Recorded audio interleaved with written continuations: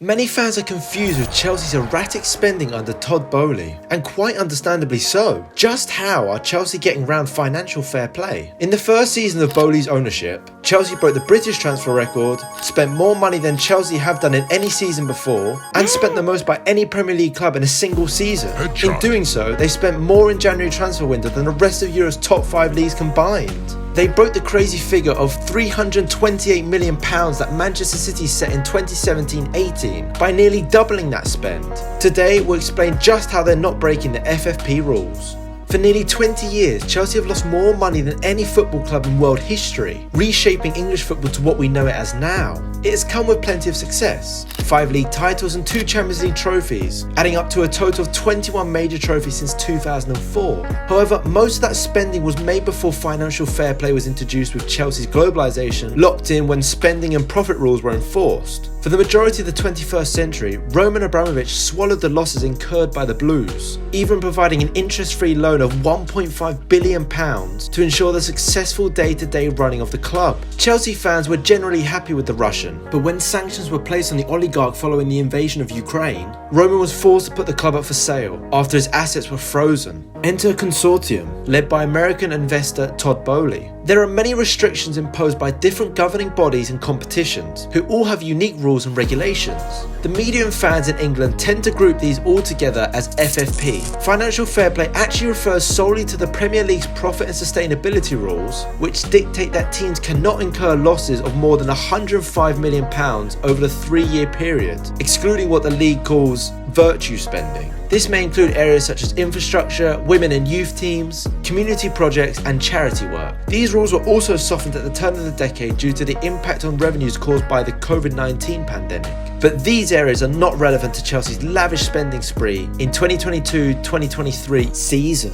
UEFA's financial stability rules are stricter than that of the Premier League's. They cap a team's losses at £63 million over 3 seasons, which includes all spending in all areas. From the 2023-24 season, they are also introducing a rule of maximum of 90% of revenues can be spent on transfer fees, salaries, and agent fees, gradually reducing to 70% in the 2025-26 season. At the time of making this video, the most relevant set of accounts from Chelsea Football Club state they have lost £387 million over the last 3 years. So why haven't they been sanctioned by UEFA? One simple reason: COVID-19. Most clubs have been free from punishment because of the large losses made by most clubs in 2020. However, most clubs have recovered now, and they need to get their finances in line with the rules and regulations. Chelsea spent over £600 million in the 2022-23 season, so it's fair to misunderstand how they fall foul of these rules. Here are 3 things they've taken into consideration to avoid any foul play. Most, if not all, multi-million-pound companies hire in-house accountants and external accountants to work their books. In football, there are many creative methods. One technique used is amortization.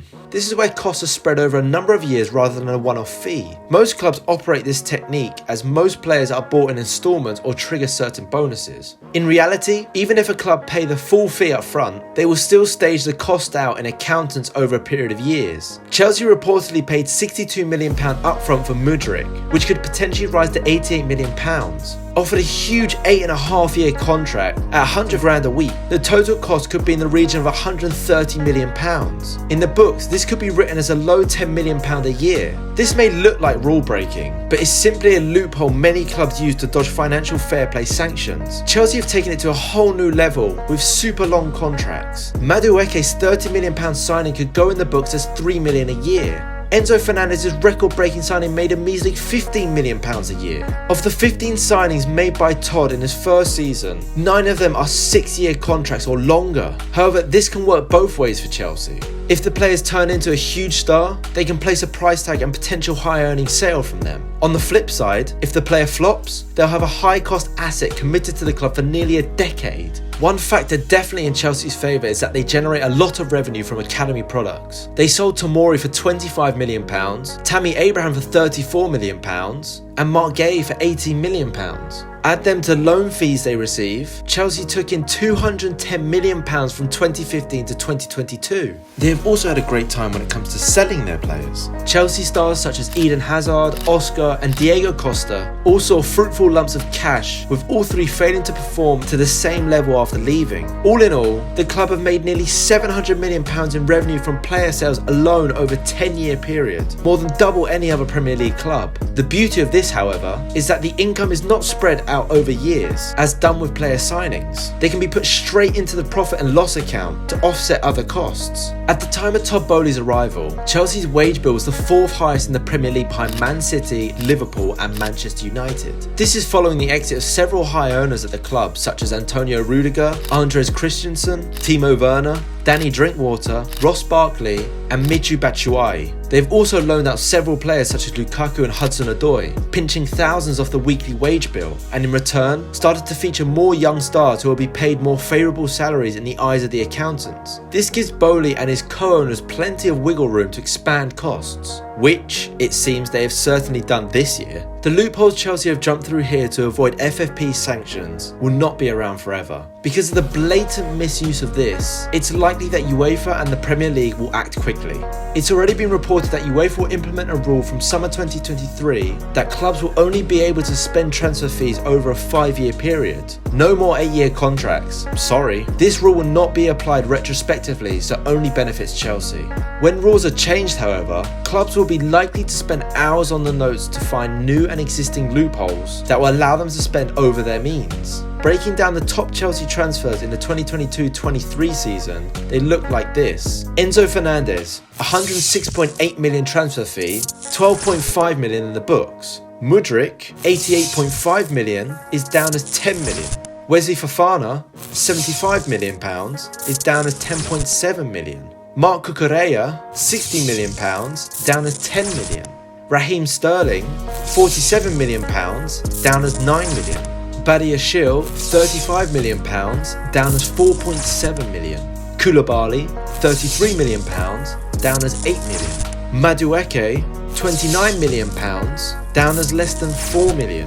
Gusto, £26 million, down as 3.5 million. Chukwuemeka, £20 million, down as 3.5 million as well.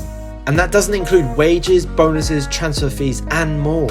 In total, the £600 million they spent will go in the books as £90 million. A stark and shrewd difference that UEFA would definitely want to stop happening again. Whereas it might seem the spending by Chelsea in recent times have been lavish, they will have full eyesight on the profit and loss situation well ahead of being submitted and published. The obvious question mark is around Champions League qualification. If Chelsea fail to stay in the elite European competition, they will struggle to pay these long-term costs that will be factored into the accounts for at least 8 years.